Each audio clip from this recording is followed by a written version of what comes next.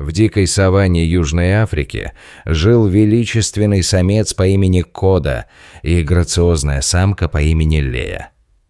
На протяжении многих лет они наслаждались свободной жизнью, пересекая бесконечные луга, наполняя свои дни охотой, игрой и поисками новых мест.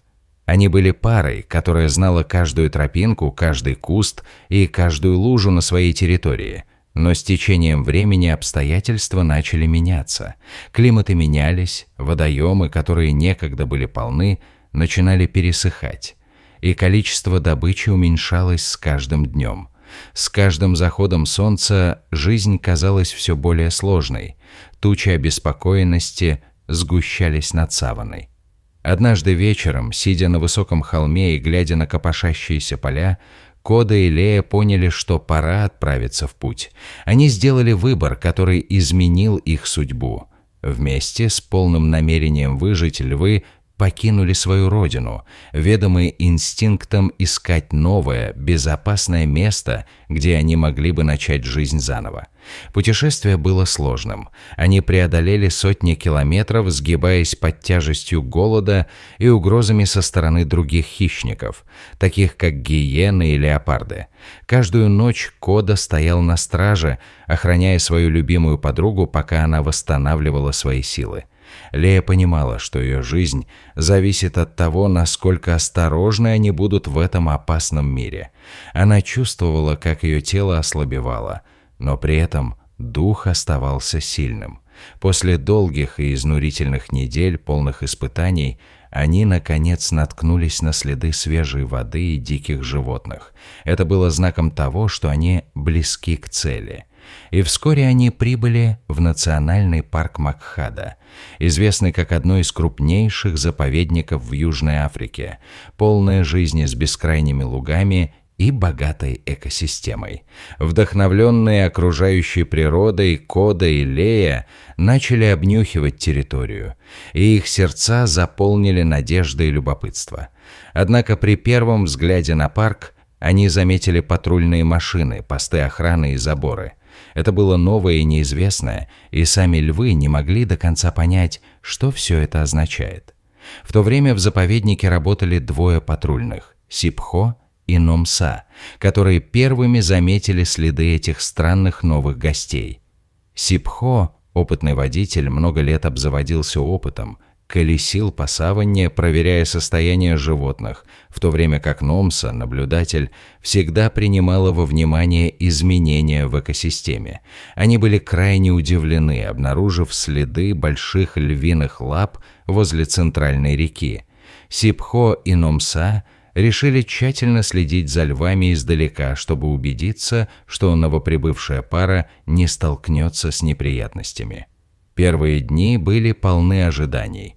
Кода часто рычал, метя свою территорию, а Лея, еще не привыкшая к новому окружению, иногда казалась беспокойной и постоянно двигалась.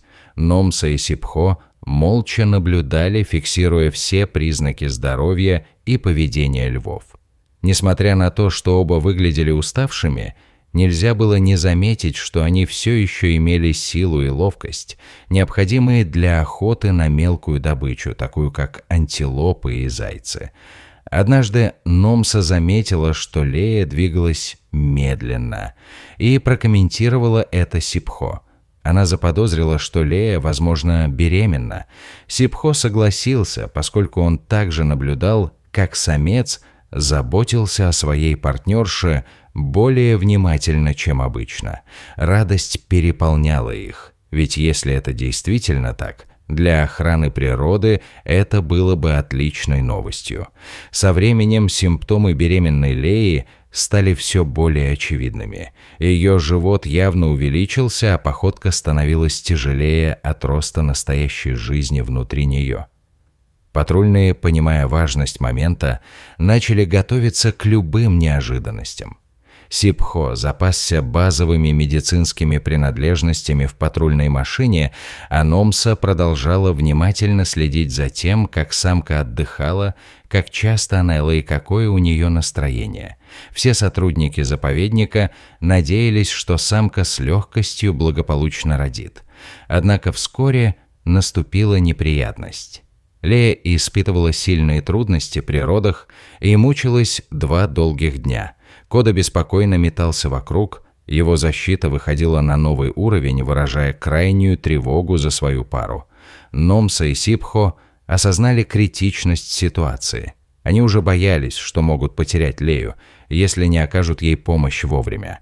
Однако они быстро поняли, что не могут прибегнуть к анестезии, так как Лея находилась на грани родов.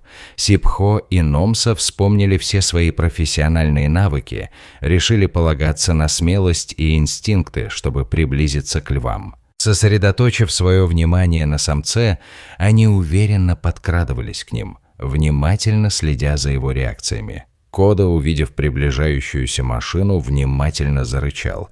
Его шерсть встала дыбом.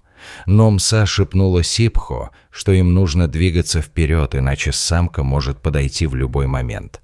Сипхо, сохранив спокойствие, медленно вышел из машины, не сводя глаз с львов, а Номса продолжала следовать за ним, держась наготове с медицинским оборудованием.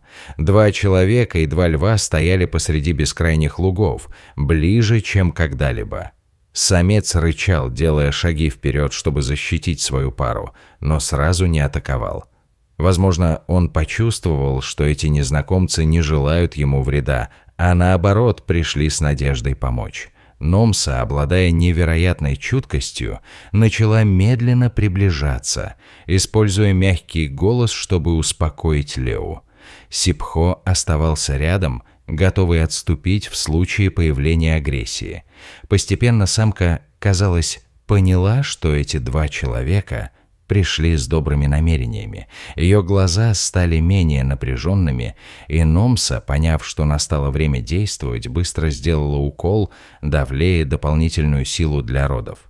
Самец тихо зарычал, подходя ближе, но не атакуя, как будто принимая ситуацию. 2 сотрудника души, стараясь минимизировать стресс для семьи, отошли чуть подальше, ожидая, пока лекарство подействует. Почти через 2 часа интенсивных схваток, в которых полным-полно было и страха, и надежды, наконец родился крошечный львенок. Это было невиданное чувство, наполняющее сердца людей радостью. Кода подошел, облизывая детеныша, а Лея, тяжело дыша, посмотрела на него с неподдельным счастьем в глазах. Сипхо тихо воскликнул от радости, увидев, как львенок начинает шевелиться и издавать слабый звук. Номса быстро проверила, чтобы убедиться, что у него нет серьезных деформаций, и дала еще 1 укол, чтобы помочь самке быстрее восстановиться. Самец посмотрел на них, как бы молча поблагодарив за их помощь. Скоро большая львиная семья заняла свою первую ячейку мира. На земле львенок теперь мирно барахтался, уютно устроившись в объятиях матери. Нежно облизывая его, Лея как будто приветствовала новую жизнь. 2 сотрудника сидели в машине, наблюдая за этим священным моментом с сердцами, полными радости. Они решили назвать самца Кода, самку Лея, а детеныша Маси. Имя Кода символизирует смелость, Лея – надежду, а Маси означает «новое начало». Обеспокоенный о благополучии Леи, Сипхо завел машину, а Номса все еще не могла оторвать взгляда от львиной семьи. Машина медленно отъехала, оставляя Кода, Лею и Маси в покое под ярким ветреным солнцем. На обратном пути Номса, нежно вытирая слезы, чувствовала гордость за спасенную жизнь. Эта история уже стала легендой среди сотрудников заповедника, и каждый из них был в восторге, услышав, что Лея благополучно родила. На следующий день, когда Сипхо и Номса проезжали мимо, они снова увидели Кода и Лею, стоящих на травянистом склоне. Самец, гордый и величественный, повернул голову, обернувшись к машине, как будто приветствуя их. Маси еще слишком мал пытался встать у ног матери, иногда поднимая голову с любопытством. Самец больше не рычал при виде людей, как будто доверие между ними уже установилось. Номса верила, что семья Кода будет продолжать здорово жить под защитой Макхада, и Сипхо сделал запись в своем дневнике, отмечая день рождения Маси как важную веху в их жизни. Они не могли не быть тронуты воспоминаниями о том моменте, когда самка согласилась на их помощь. История Кода, Лей и Маси стала свидетельством силы любви между людьми и дикими животными. Каждый раз, когда появлялась патрульная машина, львиная семья поворачивала головы, как бы выражая свою молчаливую благодарность. Кода тихо рычал, Лея нежно облизывала детеныша, а Маси постепенно становился сильнее, укрепляя свою связь с природой. Весь заповедник Макхада считал это достижением, подтверждением того, что усилия по охране природы всегда приносят чудеса. Сипхо и Номса продолжали свою работу, но никогда не забывали этого незабываемого момента, когда они спасли Лею и ее малыша. Они знали, что каждая жизнь бесценна, и люди могут объединиться для сохранения дикой природы. Время шло, и Маси рос, учась охотиться с матерью и рыча с отцом, обозначая свою территорию, даже будучи маленьким. Кода оставался величественным, всегда стоя рядом с Леей, а Лея, несмотря на свою новую роль матери, была такой же стойкой, как и в первый день. На рассвете львиная семья имела прекрасный вид на зеленый луг, как будто их жизнь лишь начиналась. Каждый раз, слыша звук машин Сипхо и Номса, Кода просто бросал на них взгляд, тем самым продолжая охранять свою семью. Каждый раз Номса улыбалась, вспоминая трудный путь, который прошли два льва. Сипхо чувствовал доверие львов к людям, хотя граница между природой и человеком все еще существовала. Благодаря их усилиям была спасена драгоценная жизнь, и львиная семья осталась невредимой. История распространилась по всему заповеднику, вдохновляя молодежь, любящих животных, показывая, что сотрудничество между человеком и природой возможно. Все надеялись, что Кода, Лея и Маси продолжат расширять львиный прайд в Макхада в будущем. Несмотря на то, что впереди ждали новые испытания, вера в дружбу и смелость между людьми и природой поможет им сосуществовать. Когда солнце садилось, Кода громко рычал. Этот звук напоминал о том, что их бурные дни остались позади. Лея нежно облизывала Маси, продолжая обучать его жизни, полной надежды и света. Сипхо и Номса вернулись в свою базу, полные радости и удовлетворения от сделанного. Каждый раз, возвращаясь, они знали, что их львиная семья будет ожидать их знакомыми глазами. Ночной ветер дул через поле, неся запах дикой травы и нечто древнее, как эхо дикой природы.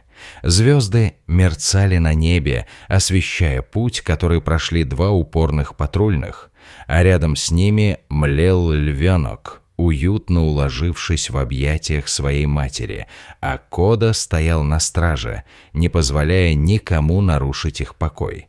С расстояния Номса и Сипхо продолжали смотреть на львиную семью, веря, что их миссия выполнена.